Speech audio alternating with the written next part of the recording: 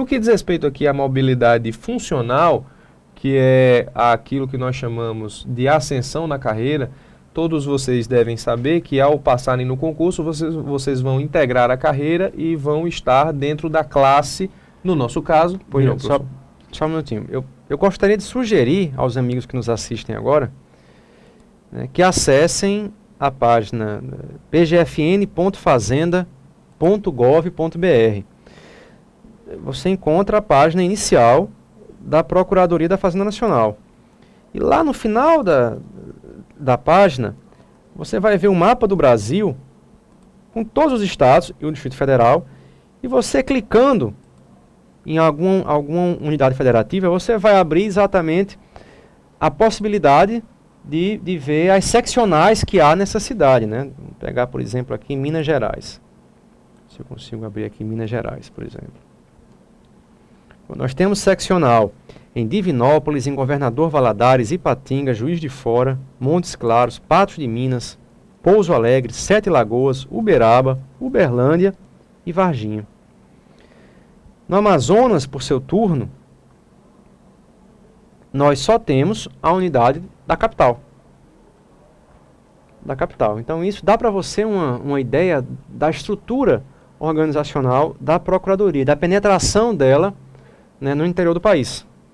E aí você localiza o seu estado, né, e veja que os estados maiores, né, e mais ricos têm um número bem superior de seccionais em relação aos estados menos abastados, mas de toda forma para o Nordeste você não vai encontrar vaga nem nas seccionais. Isso, é verdade. E aí são poucas, né, e todas elas estão ocupadas e ninguém quer sair. E as pessoas aqui estão perguntando os seus estados, né? Nós temos aqui Brasília, o sonho de todo advogado público que é de Brasília passar na AGU e continuar em Brasília. Ser lotado em Brasília. Há muita vaga em Brasília para a Procuradoria da Fazenda. Há muita vaga. Belo Horizonte aqui, para a Procuradora da Fazenda Nacional, como é lá? Eu não conheço, infelizmente, lamento, não conheço a Procuradoria de BH. Nós também não temos...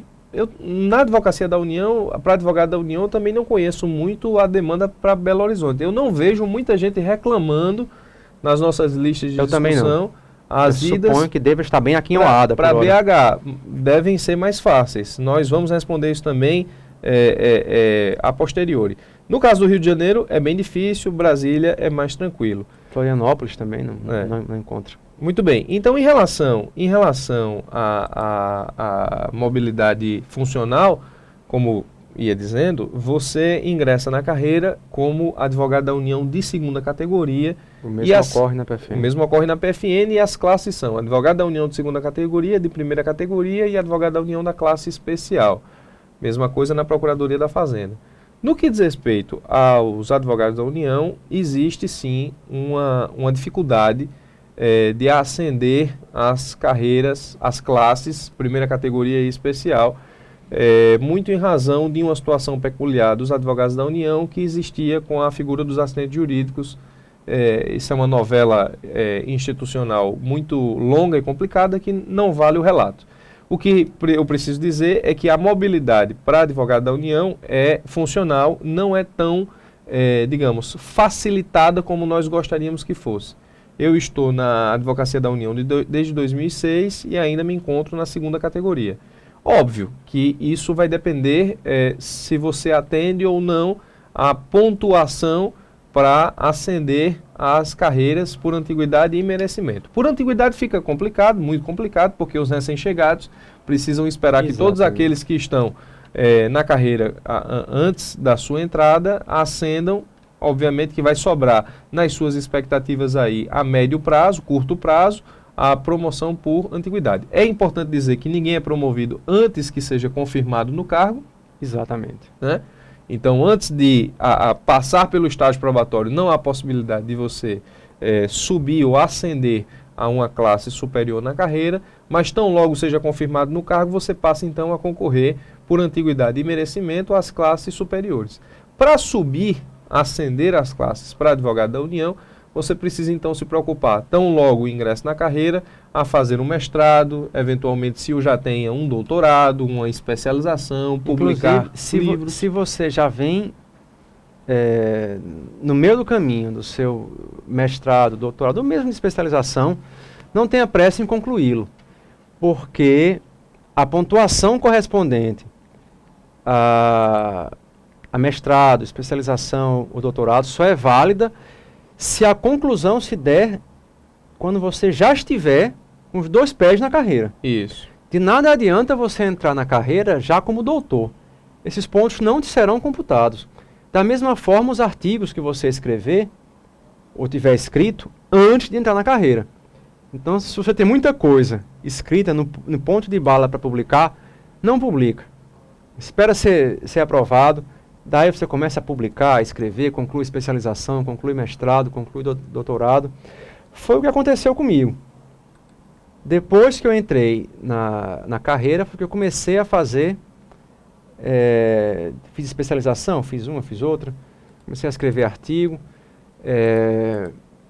comecei a dar aula nas faculdades, que isso é importante. Embora a progressão funcional seja difícil hoje, eu não diria difícil, eu diria demorada, mas ela não é subjetiva. Isso é muito importante. E eu prezo muito esse aspecto. A minha esposa é promotora de justiça. E na carreira dos promotores, isso ocorre também com a magistratura, a promoção por merecimento é muito subjetiva. Se o Conselho de Procuradores de Justiça, ou o Conselho, ou os desembargadores, julgarem que o juiz A merece mais do que o juiz B, o juiz A será promovido e o juiz B não pode fazer nada em relação a isso aí. Isso não acontece nas carreiras da Advocacia Pública da União. Nós temos um instrumento normativo que delimita especificadamente a pontuação para cada atividade que você venha a desenvolver no decorrer das suas tarefas como advogado da União ou como PFN. Então, se você é procurador, mas exerce o magistério à noite, né, obviamente, se você tiver tempo, então isso vai contar X pontos para você.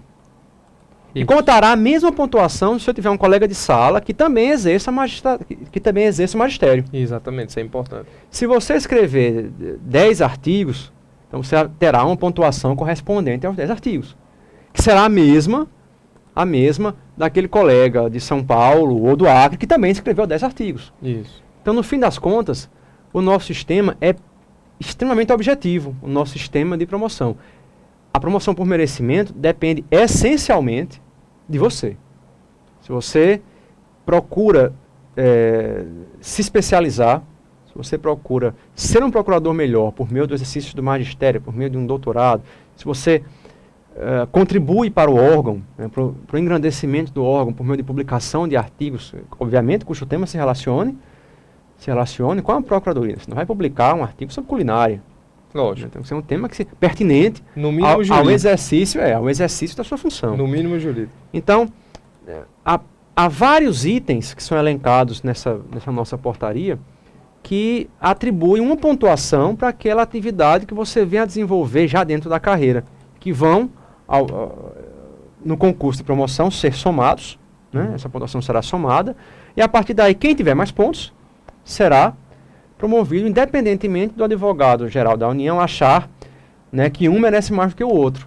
Então, pelo menos isso, na nossa carreira não existe. Existe uma lógica para que as suas publicações, suas especializações e o seu mestrado não serem aproveitados para promoção, porque já é aproveitado. Porque já é aproveitado como prova de título para o concurso público. Exatamente, né? Seria o famoso bis in idem. Bis in idem, exatamente.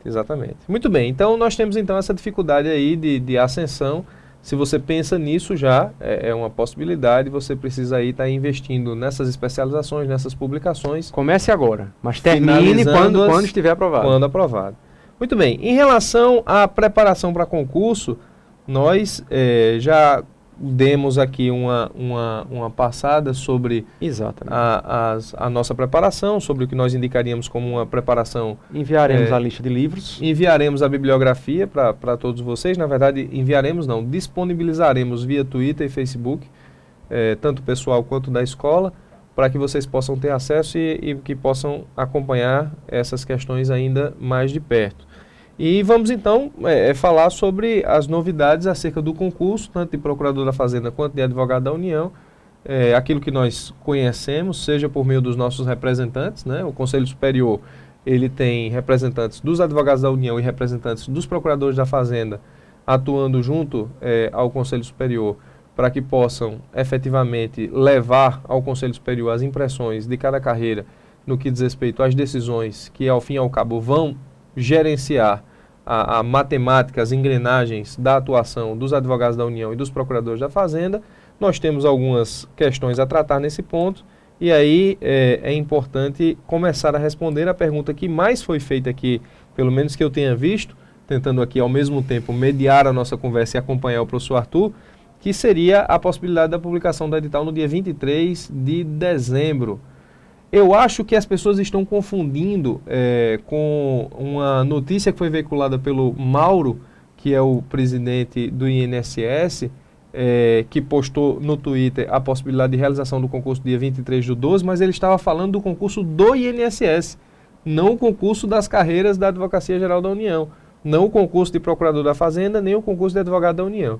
Inclusive a EBEG retweetou essa mensagem, mas talvez não tenha ficado claro que isso não é o edital para advogado da União e procurador da Fazenda. E eu digo isso com muita segurança pelo seguinte, não existe ainda a definição final do Conselho Superior sobre a banca que organizará o concurso de advogado da União. Exatamente. Nós sabemos que, historicamente, os concursos de advogado da União vêm sendo realizados pelo CESP e que possuem uma dinâmica própria de prova, que possuem uma forma específica de realizar o concurso, que eu não diria antagonicamente diferente, ou se chega a esse ponto em relação ao CESP, mas é uma metodologia diferente. É muito diferente. O edital é diferente. Particularmente, eu prefiro a sistemática do CESP. Muito bem. Então, o programa de edital é diferente, a forma como a prova é elaborada é diferente. Então, não existe definição sobre a banca.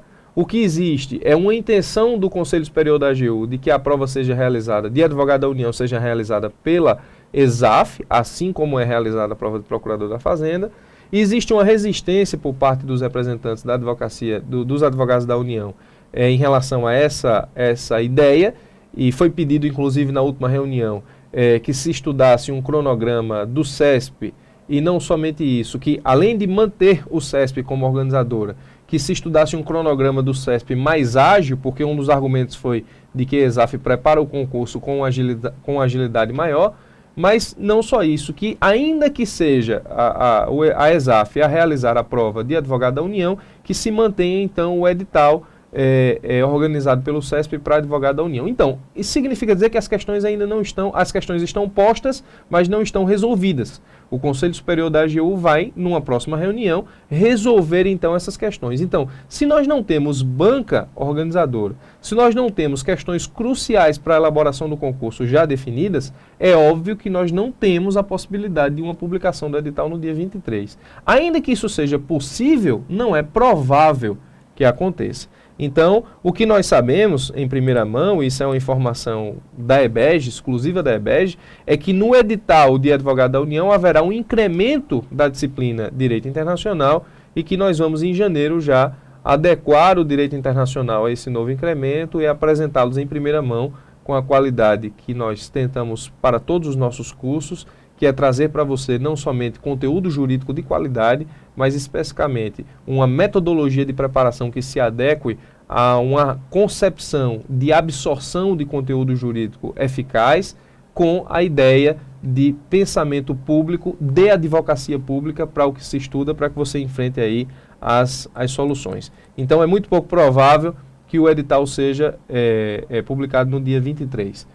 Nós vamos então agora falar um pouco sobre as organizadoras. Eu pediria então para que o professor Arthur pudesse falar sobre a ESAF, sobre os últimos concursos que, embora aprovado em 2003 para a Procuradoria da Fazenda, o professor Arthur é professor de Direito Tributário aí de várias instituições, inclusive para concurso público o foi, é mediador da EBEG e desde então, desde a sua aprovação, nunca deixou de acompanhar os concursos da Procuradoria da Fazenda, seja por um interesse de magistério, seja por um interesse profissional, porque afinal todos temos interesse em que mais procuradores da Fazenda e advogados da União integrem os quadros. E de qualidade, né? E de qualidade. Olha, eu particularmente, como já externei aqui, prefiro o sistema de provas do CESP. Eu acho que as provas da ESAF, elas se tornam mais difíceis porque são complicadas. Né? Os enunciados muitas vezes não são claros. Né? Eles não adotam aquele sistema de certo ou errado. Né? Então eles colocam 4 ou 5 alternativas, todas elas muito longas e às vezes semelhantes entre si. O CESP, a ESAF já teve problemas no concurso passado. Sempre tem questão anulada. Concurso suspenso, muitas vezes, por decisão judicial. Demais, sempre tem mandato de segurança para anular a questão, sabe? Então, assim, a ESAF é de casa. Né? A ESAF é ligada ao Ministério da Fazenda. Mas as provas se tornam mais difíceis. Eu tenho a expectativa de uma prova para procurador da Fazenda Nacional e, principalmente, para advogado da União, mais difícil do que vinha sendo antes pelo CESP, se a ESAF assumir. Principalmente quem já vinha habituado ao sistema do CESP. Né? E vai encontrar uma prova muito detalhista, uma prova que se apega muito à letra fria, muito detalhe, né? Sobre o inciso tal, sobre o parágrafo tal, daquela lei que você nunca ouviu falar. Então é um estilo que não me agrada tanto assim quanto do CESP. E eu acho, para quem já vinha estudando as provas de PFN, não vai encontrar muita diferença não. Mas para quem vinha habituado às provas do CESP, vai encontrar no concurso de advogado da União um grau de dificuldade um pouquinho mais elevado. Não porque a prova seja mais ou menos difícil, porque é mais complicada. Entendi. Quem realiza, quem elabora as provas da ESAF, Arthur? São os procuradores da Fazenda? Há procuradores da Fazenda que são convidados.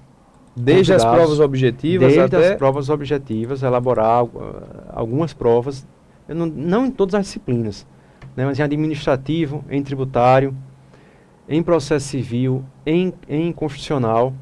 E exatamente por essa razão, as provas da ESAF isso é um ponto positivo. Né, eu tenho que fazer também a parte dos elogios.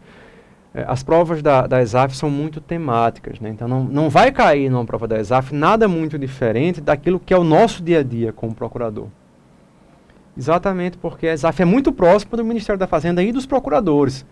Então as questões com as quais nós lidamos no dia a dia, as questões que são enfrentadas pela Procuradoria, aquelas questões que estão em debate, fervilhando no STJ, no STF, nos TRFs, essas questões são muito ao gosto da ESAF. Então, em tese, acaso se confirme a ESAF como organizadora do concurso de advogado da União, nós teremos procuradores da Fazenda realizando ou formulando as provas para advogado da União? Não sei dizer, né? Porque isso nunca ocorreu da ESAF. É inédito, né? É inédito, então assim, a gente não sabe como isso vai se desenvolver. É certo que a banca, né, tão logo seja escolhida, os nomes serão publicados, né? E a partir daí a gente vai poder ter uma noção de quem está elaborando a prova, né? E saber o perfil de cada um. É muito importante você conhecer a sua banca. Então, se você pega o edital e vê que na sua banca só tem advogado da União, é mais uma razão para você tentar conhecer a opinião do órgão.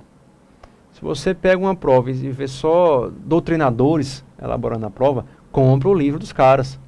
Lógico. Né? Porque eles vão colocar na prova a opinião deles, e a opinião deles está no livro. É óbvio. No livro que eles escreveram. Então é muito importante, certamente, a EBED não se furtará em tornar isso acessível para os demais participantes, os integrantes das bancas, de forma que a gente possa, inclusive, azeitar a preparação, né, dos nossos amigos e amigas participantes, de acordo com o perfil da banca. Nós fizemos isso na última prova oral para advogado da União. Com bastante sucesso. Com bastante sucesso. Nós passamos para os nossos alunos, nossos participantes, um perfil da banca, né, dos nossos colegas advogados da União que iriam fazer a arguição oral daqueles que estavam na prova oral, e tivemos bastante sucesso nisso. E não nos furtaremos, como disse o professor Arthur, em continuar fazendo, seja em que fase for, que esteja ou um procurador da Fazenda ou um advogado da União elaborando as provas dos concursos. Em relação ainda a essas questões, é importante, sim, eu preciso ainda ressaltar que a própria existência do professor Arthur no GAGU subjetiva demonstra realmente a preocupação da EBESD de trazer para aqueles que se preparam o pensamento de um procurador da Fazenda que está efetivamente totalmente concatenado e acompanhando todas essas discussões da Fazenda e que passa isso para você no GAGU subjetiva. Nós já fazemos isso, na verdade, desde os primórdios da prova objetiva, subjetiva, enfim, de todas as fases. Bom, enfim, o que nós temos efetivamente de válido hoje é que o Conselho Superior não definiu ainda qual a banca organizará o concurso da Advocacia da União, no caso, Advogados da União. Procurador da Fazenda Nacional é mais do que decidido que será exato. É a Escola Superior da Administração Fazendária.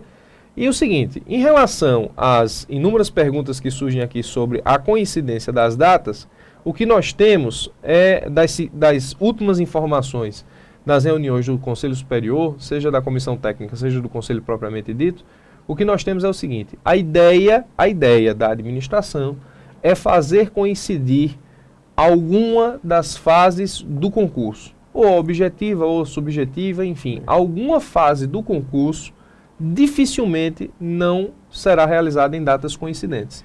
O ideal seria, e já existe a sugestão nesse sentido, que coincida apenas a segunda etapa. Isso. De forma que todos pudessem realizar a primeira etapa dos dois concursos em datas diferentes.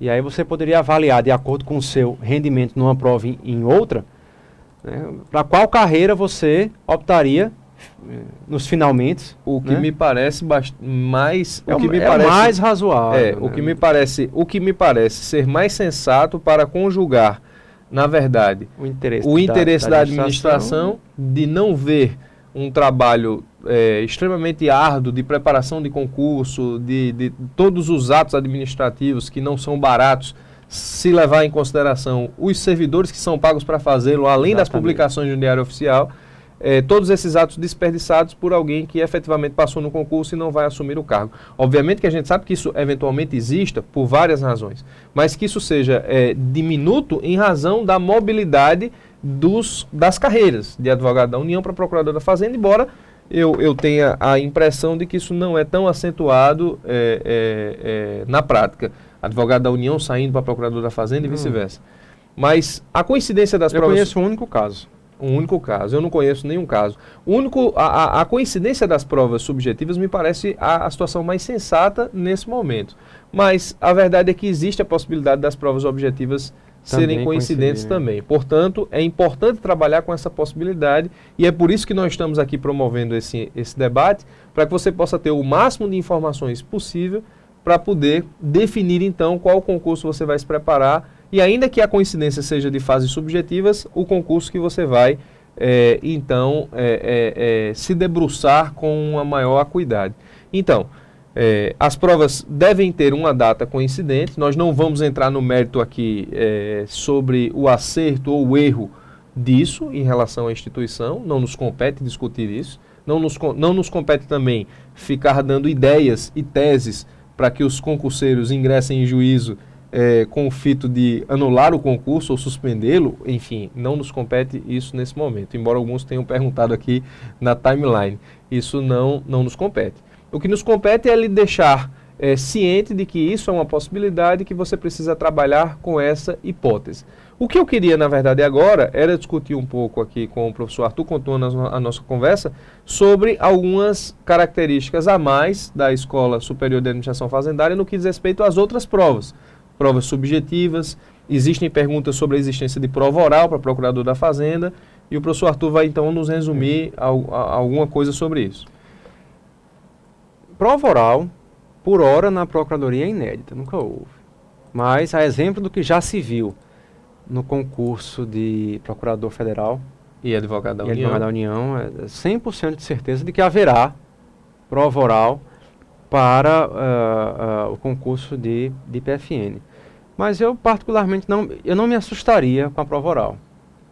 Se você chegou até a prova oral, está mais do que provado que você tem conhecimento suficiente.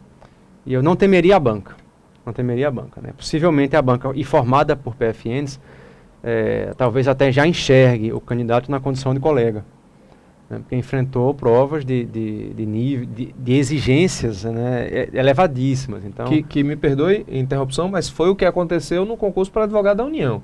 Pouquíssimas reprovações, realmente os candidatos que não passaram foram aqueles que não demonstraram realmente uma postura psicológica, sentimental, que desse condições de ser aprovado. No demais, com a experiência que nós tivemos aqui com o GAGU Prova Oral, as aprovações foram inúmeras e essa foi a postura. Isso não vai acontecer. Você não vai chegar nervoso ou nervosa numa prova oral, porque você vai treinar conosco antes. Então, é mais difícil treinar conosco que responder as nossas perguntas do que as da banca. Então, você vai chegar lá muito tranquilo. A grande questão para mim, o nó da ESAF, eu sempre digo isso, é a primeira etapa. A grande peneira das provas da ESAF é a primeira etapa. A segunda etapa nunca foi preocupante em nenhum concurso da Fazenda Nacional. Obviamente, esse pode ser diferente, né? Esse vai ser marcado pelo ineditismo, como eu já disse, né? Haverá, inclusive, prova oral. Mas, assim, historicamente, a prova difícil da ESAF é sempre a prova objetiva. É ali que eles separam o joio do trigo. É para essa que você tem que estar muito, muito bem preparado. A prova ESAF, ela é diferente do CESP, porque o CESP normalmente dá um assertível para você dizer se é falso, se é verdadeiro, e no final ele faz uma matemática, se duas erradas anulam um, ou se um errado anula um. Isso não existe na ESAF. A ESAF são 100 questões, às vezes 80. Cada uma tem 5 assertivas. Você vai apontar simplesmente qual é a que está certa, ou se todas estão erradas, enfim. É mais tradicional o sistema da prova da ESAF. Agora, os enunciados são enormes, né? E também as assertivas são muito longas. Às vezes muito semelhantes. Às vezes eles querem que somem, né? A resposta correta equivale à soma de quais assertivas. Então, eles sabem ser criativos em relação a isso aí. Isso toma tempo do concurseiro que está fazendo a prova. Lógico. Né? Então, e esse é um aspecto importante. A dica principal é você pegar as provas da ESAF, de Procurador da Fazenda Nacional, e começar a resolvê-las em casa. Né? Mas para você se habituar com o sistema de prova. E para isso eu preciso dizer para você que o GAGU Objetiva já se adequou à modalidade ESAF. Nós temos então, a partir da rodada passada, dessa semana na verdade, 25 itens semanais, o que daria 100 itens mensais, o que abrangeria uma prova inteira ESAF com a BCDE, que são os itens, portanto, e que nós nos adequamos à ESAF porque as águas caminham nesse sentido. Caso o concurso de advogado da União seja confirmada a organizadora CESP, o CESP, nós voltaremos ao estilo CESP, mantendo uma parte ESAF para que você possa, enfim, se preparar aí para o concurso que você desejar. A segunda etapa da ESAF eu acho sempre muito bem elaborada. As questões são diretas e são abrangentes, conseguem pegar realmente quase todo o assunto. E a ESAF tem predileção por contestações. Quase sempre aparece uma contestação como exigência da prova prática. É uma peça muito boa. Interessante. De fazer, não há muitos requisitos formais, mas é uma peça que permite ao examinador efetivamente analisar o conhecimento do candidato. Né? Porque há muita preliminar pelo meio. Vai querer saber se o cidadão pré-questionou ou não, coisa que ninguém faz.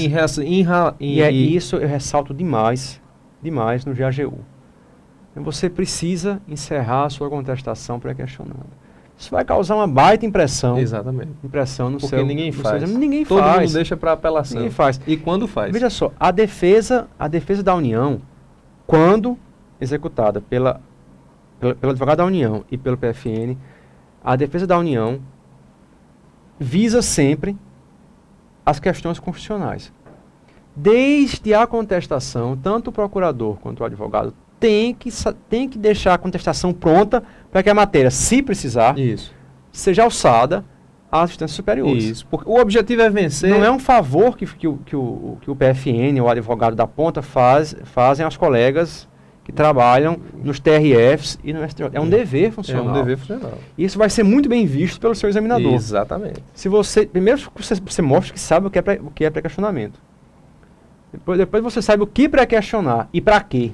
Isso. Né? Isso tem que constar na sua peça de E a contestação é uma peça E se for no recurso, aí é que tem que questionar mesmo. Aí é obrigatório.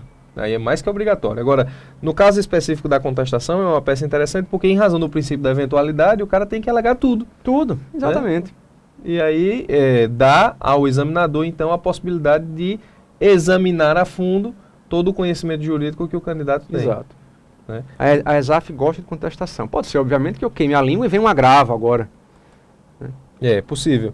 Mas já na última prova de advogado da União, nós tratamos no GAGU subjetiva falamos muito, cobramos muito sobre improbidade e tivemos a felicidade de, na prova subjetiva, cair na peça processual, na peça judicial, para o aluno interpor uma ação civil pública por ato de improbidade, e isso nos deixou muito felizes, muito contentes.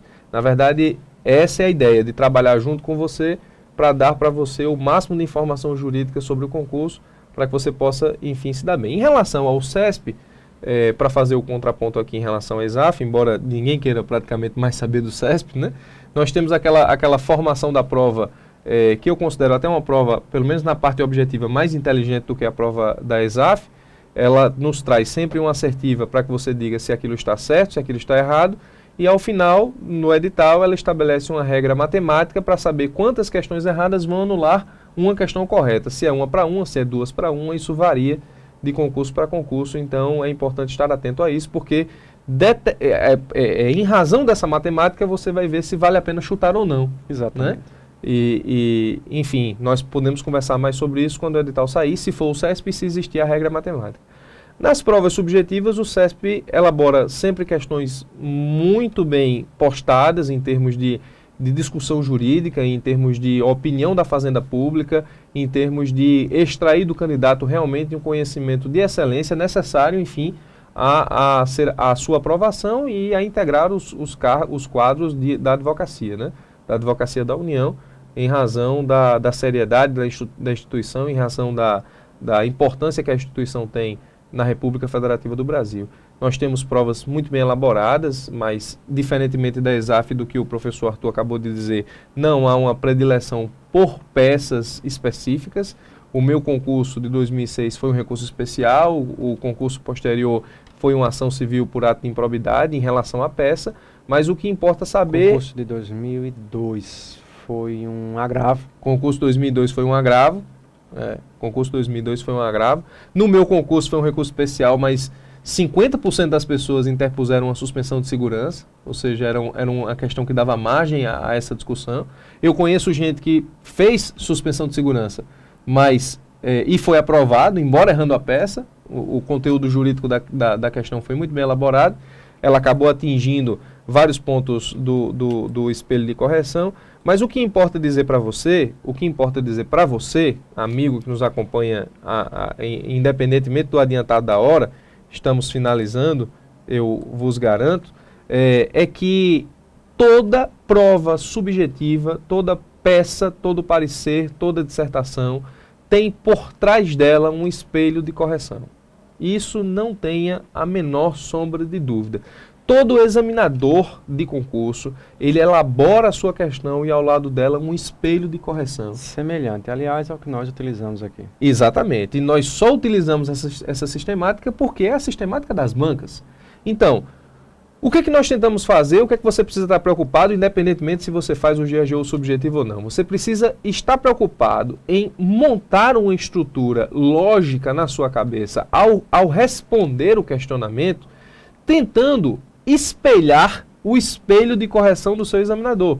Você tem que se perguntar, se eu fosse examinador, o que eu cobraria aqui nesta prova em termos de espelho de correção? Porque o examinador precisa do espelho de correção até para poder saber exatamente quais são os pontos que ele vai considerar relevantes na sua resposta para poder pontuá-lo de forma objetiva.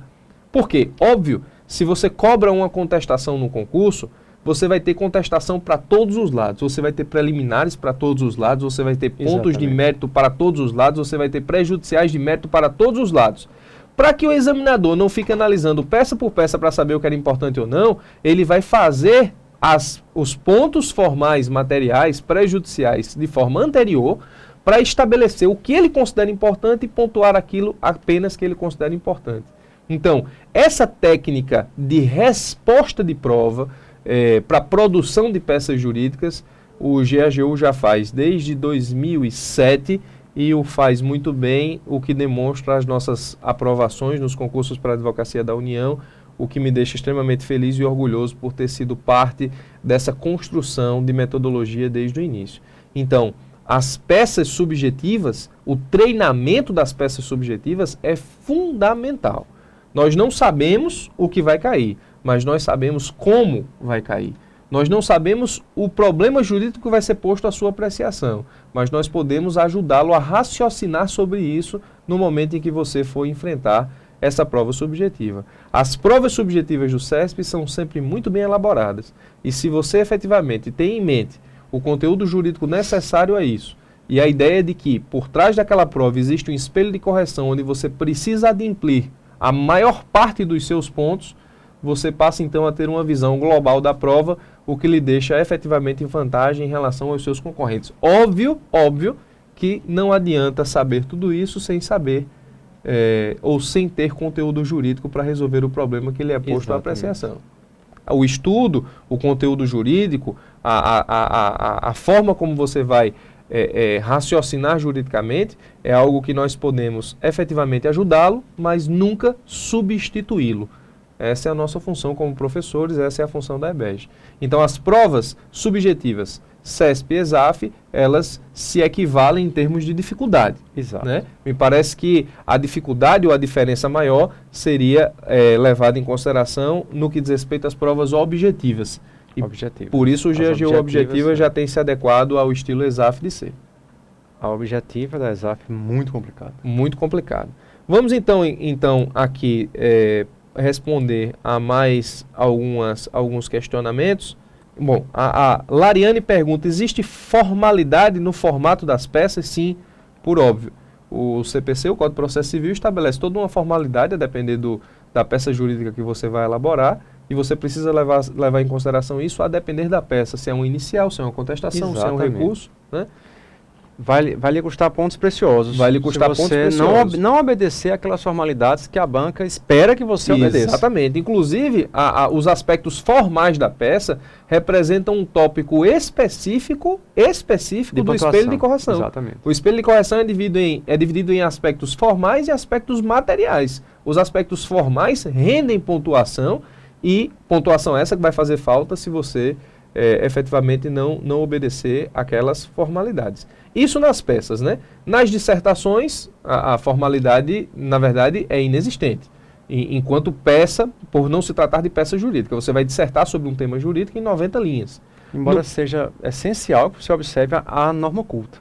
Exato. E um mínimo de organização dissertativa. Introdução, conclusão, desenvolvimento e conclusão. E uma letra legível. Já houve reprovações. Bons candidatos reprovados em função dos hieróglifos que ele usou como sucedâneo de letra. Isso, exatamente.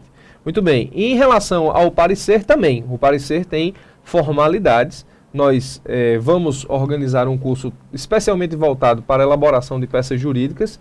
Nós tivemos um webinário que, na verdade, se promoveu a responder às provas passadas dos concursos públicos, levando em consideração mais os aspectos materiais de discussão jurídica do que os aspectos formais, mas nós temos efetivamente, então, a ideia de formar um webinário ou um curso jurídico para a resolução de peças jurídicas, tanto da PFN quanto de advogado da União, levando em consideração todos os aspectos. Ou seja, o parecer tem muita formalidade. Parecer, peça, nós vamos iniciar do zero e construir uma peça com você, para que você tenha ideia como nós fazemos isso na prática.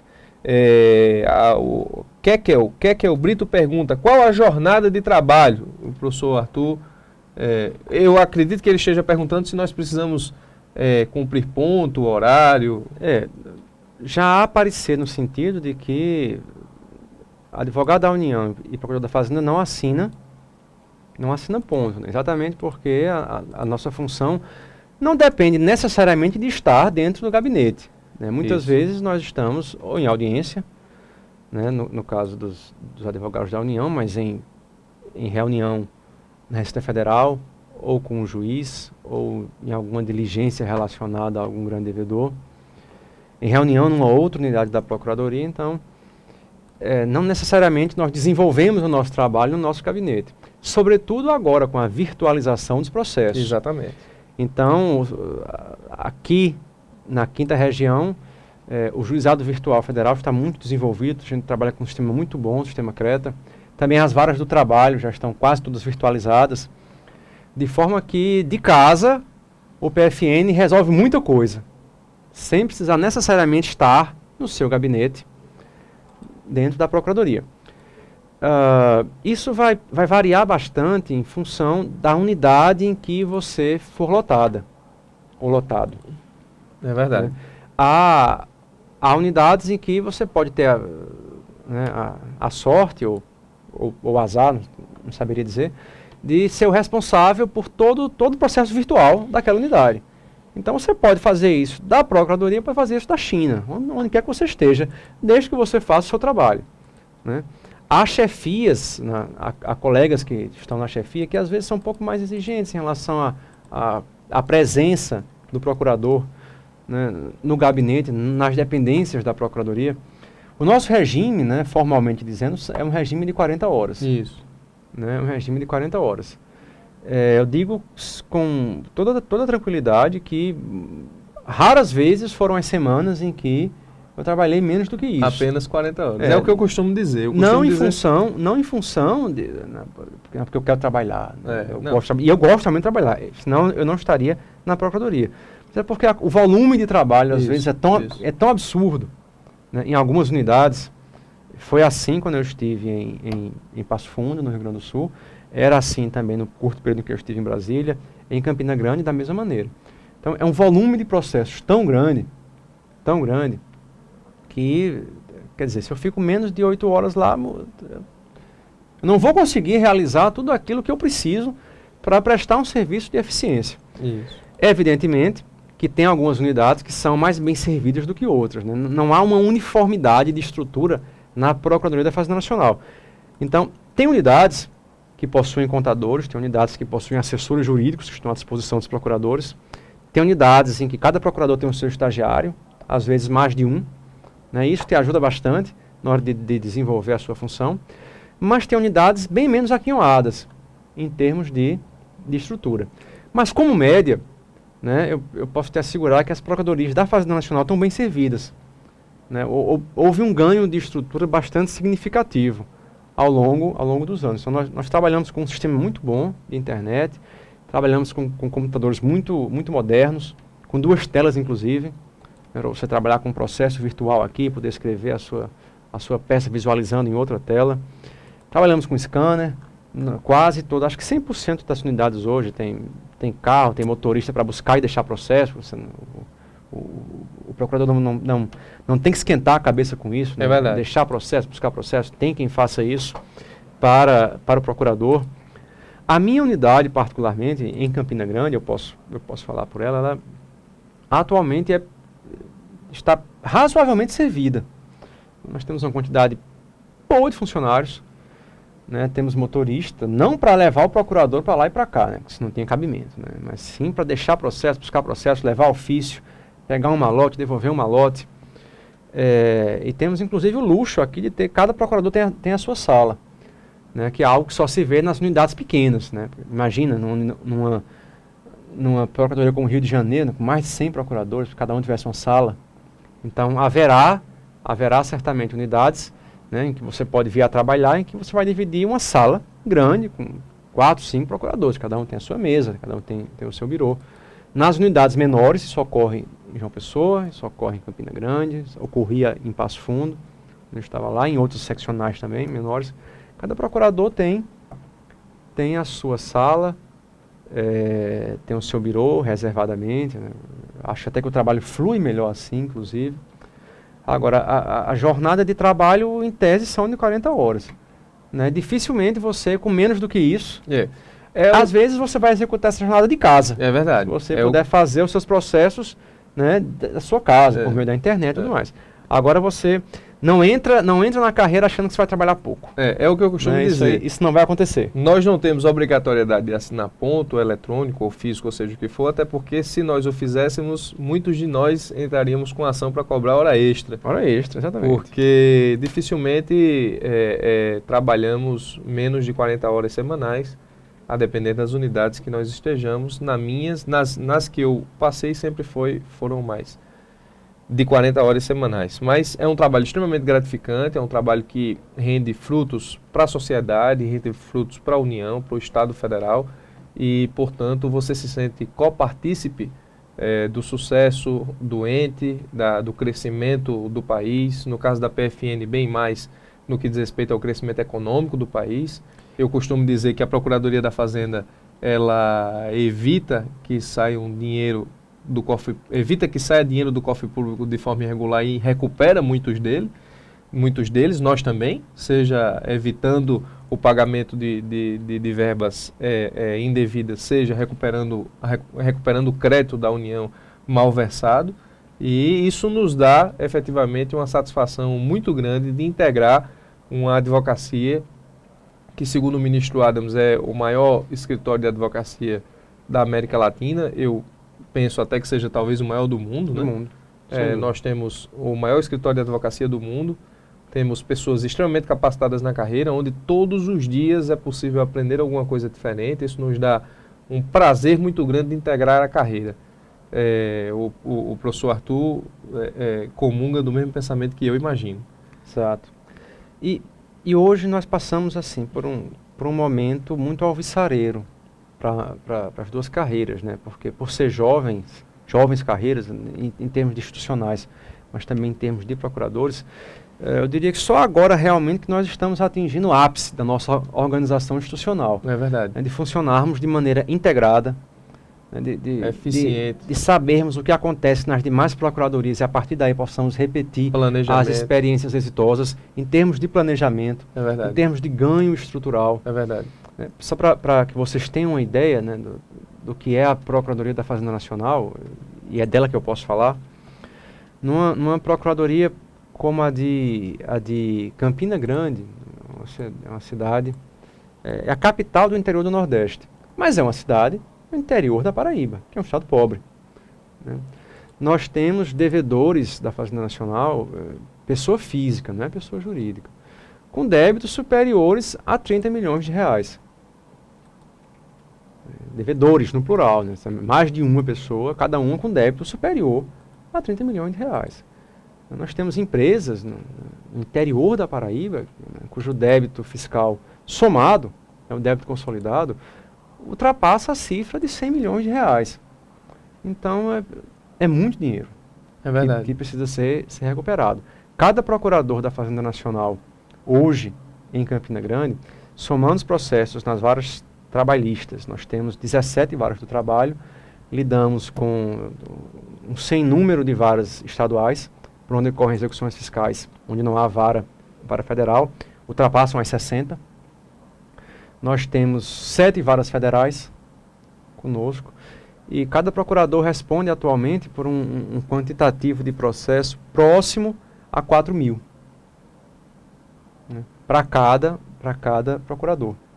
E isso sem levar em conta os processos administrativos, né? Que cada processo judicial gera um correspondente processo administrativo, quando nós estamos falando de execuções fiscais. Isso. Que é o processo onde o débito foi constituído, né? Que eu sempre preciso ter a mão para poder fazer bem a defesa da Fazenda Nacional. E não é diferente, não, na Procuradoria da União, né? Não.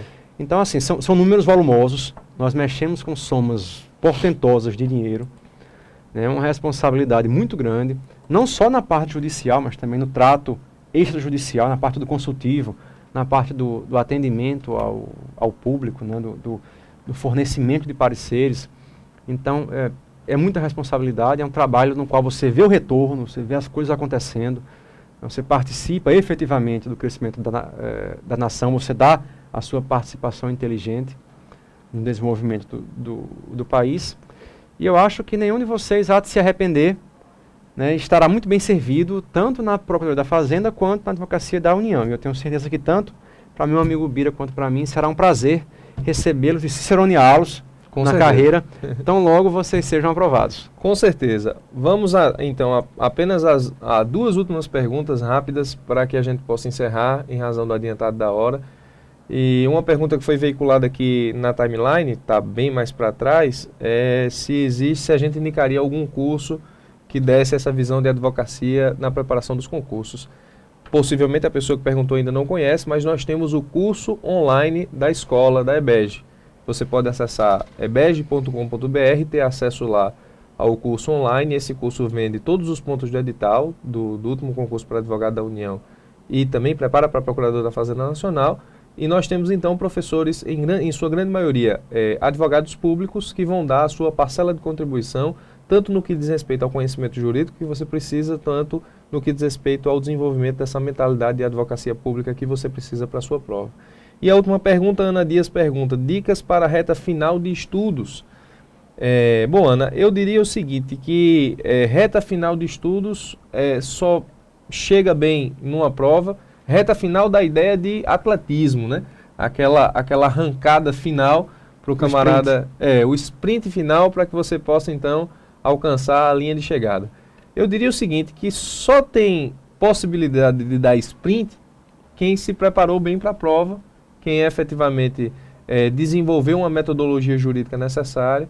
Eu ainda não acredito que nós estejamos em reta final, porque a ideia é que o concurso seja realizado. Eu também acho que não é hora de se falar em reta final. Meados de março ou início de abril, então nós temos aí 3 meses, 4 meses, no mínimo 4 meses para a prova, então nós temos ainda um tempo razoavelmente considerável para uma preparação, ou para que você possa engrenar uma preparação que, ao fim e ao cabo, leve à aprovação.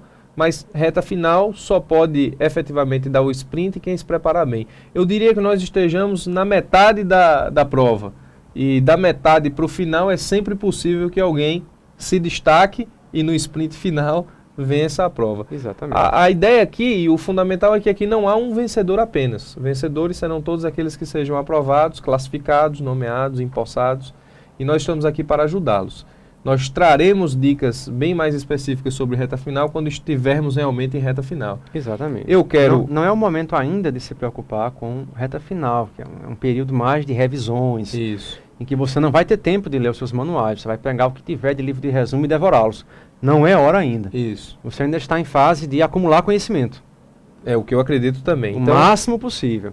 E, sobretudo, se ater aos detalhes de cada tipo de prova. Isso, exatamente. Então, muito bem, pessoal, eu agradeço por demais a presença de todos vocês. Estamos aqui, acredito que há 3 horas, exatamente 3 horas aqui. Agradeço demasiadamente o convite aceito do doutor professor Arthur, meu amigo pessoal, mas que, independentemente disso, sempre esteve conosco aqui na EBEG, dando todo o brilho da sua intelectualidade, todo o brilho da sua organização para os grupos subjetivos, e agora também vai nos ministrar aulas de direito tributário para o curso preparatório da EBEG online. Agradeço demais o convite aceito, quero dizer que para mim foi um prazer, primeiro reencontrá-lo, segundo recebê-lo para essa conversa sobre concurso. Essa conversa que nós tínhamos e temos muito quando almoçamos juntos lá em Campina Grande, e que tivemos a oportunidade de trazer aqui para todas as pessoas que nos acompanham a EBEG, que estão, enfim, aqui conhecendo um pouco dessa conversa. Agradeço, quero dizer que estou muito satisfeito com a sua presença, quero pedir que seja apenas a primeira de muitas conversas que nós podemos marcar. Quero pedir, se possível, que o professor disponibilize aí seu Facebook, seu Twitter, para que as pessoas possam interagir diretamente com o professor. Enfim, que suas considerações finais. Eu agradeço muitíssimo o convite, para mim foi uma extrema satisfação estar aqui. Eu hoje, inclusive, falei pouco, porque o difícil é tirar o microfone da minha mão. Quero deixar muito claro para os amigos que nos assistem e os demais participantes do GAGU, principalmente aqueles que já são os meus alunos no GAGU subjetivo, que, na verdade, o conjunto de dicas e conselhos não se esgota aqui, nem se esgota hoje. É verdade. Né? O Twitter está à disposição, no Arthur Moura 12, também no Facebook, na conta Arthur Moura, já foi postado, você pode se juntar a nós né, no EBERJ, posta lá a tua dúvida, a tua pergunta. Para mim é uma satisfação imensa poder colaborar e é um prazer para mim inenarrável. Sei que ocorre o mesmo com o Bira, quando o concurseiro que foi aprovado, que foi de repente aluno nosso, participante, e ele nos encontra na condição de colega. Ah, isso é. Nos encontra na condição de colega. Eu espero de coração que aconteça o mesmo com vocês, que nós nos encontremos, né, sempre no final do ano. O nosso sindicato, né, o Simprofas, que é o Sindicato dos Procuradores da Fazenda Nacional, organiza um encontro com todos os procuradores em algum resort, para debater questões da carreira, mas para fazer festa. A gente chama de Simprofesta. Né, porque o objetivo principal é o congraçamento nessa hora, e eu espero encontrar todos vocês lá. Para mim vai ser uma grande satisfação. Sei que vocês serão bastante felizes na carreira. É uma carreira que, como todas as outras, tem os seus percalços, né, tem os seus problemas, suas né, limitações. As suas limitações. Nada, na verdade, é um mar de rosas. E a advocacia pública se inclui nesse conceito. Né? Então, tem problemas, né, tem as suas mazelas, toda carreira tem, mas eu acho que nos cômputos gerais é uma carreira na qual vale a pena você investir. É uma carreira de elite do serviço público, é uma carreira com possibilidade de crescer ainda mais. Né? Tem carreira que já não tem mais para onde crescer. Né? A nossa não. Né? A AGU, como um todo, só olha para frente. Né? Não tem como voltar atrás. Então é uma carreira que aponta para o futuro. É uma carreira jovem. Proibição do retrocesso. E é uma carreira que são carreiras, né, formada, inclusive, por colegas da melhor qualidade, que se sentirão todos bastante satisfeitos e felizes se puder contar com alunos e com futuros colegas da qualidade dos que nos assistem. Né, o nível que a gente vê no EBERJ já é muito alto. E eu acho que, já que falamos em reta final, eu acho que chegaremos todos na reta final com a possibilidade de fazer um bom sprint. É verdade. Né? E chegarmos todos à aprovação, que é o nosso objetivo. Trabalharemos para isso. Embora não estejamos correndo definitivamente, estamos ali do lado, dando aquela água, dando aquele isotônico, né? Enfim, servindo de coach, né, exatamente, professor? Para que você possa ter a sua melhor preparação. Eu quero agradecer a todos os colegas advogados públicos que estiveram conosco aí, especialmente ao Marcos PFN, que também é mediador do GAGU, mediador da EBERJ, participa conosco aí da sua preparação. Quero agradecer ao Djalma Feitosa, que eu pude aqui identificar, colega da carreira, colega meu também de faculdade. Enfim, quero agradecer a todos os colegas advogados da União, em nome desses dois, que eventualmente eu tenha esquecido, me perdoe por isso, mas são 3 horas de papo e estamos todos cansados. Espero realmente que você tenha se sentido partícipe dessa conversa, que nós tenhamos, de uma forma ou de outra, respondido a grande parte de suas perguntas. Quero tranquilizá-los que, eventualmente, as perguntas que não foram respondidas, elas serão analisadas e serão respondidas via Twitter, via Facebook, da EBERJ e os nossos pessoais, e dizer que estamos aqui para ajudá-lo efetivamente nessa preparação com todos os serviços, produtos que a EBERJ tem, sejam eles gratuitos, como o informativo sejam eles mediante pagamento. Enfim, obrigado pela presença de todos, agradeço mais uma vez, espero encontrá-los em nossos próximos eventos sobre advocacia, sobre magistratura, sobre defensoria. Quero agradecer também, por último e para terminar, ao Alexandre Colares, cofundador da Escola Brasileira de Ensino Jurídico na Internet, que nos acompanha também aqui online. Agradecê-lo pela oportunidade que tive como sócio de criarmos a escola e de podermos colocar uma de nossas paixões, que é o magistério, para funcionar efetivamente. A você, obrigado, um forte abraço e até o nosso próximo encontro.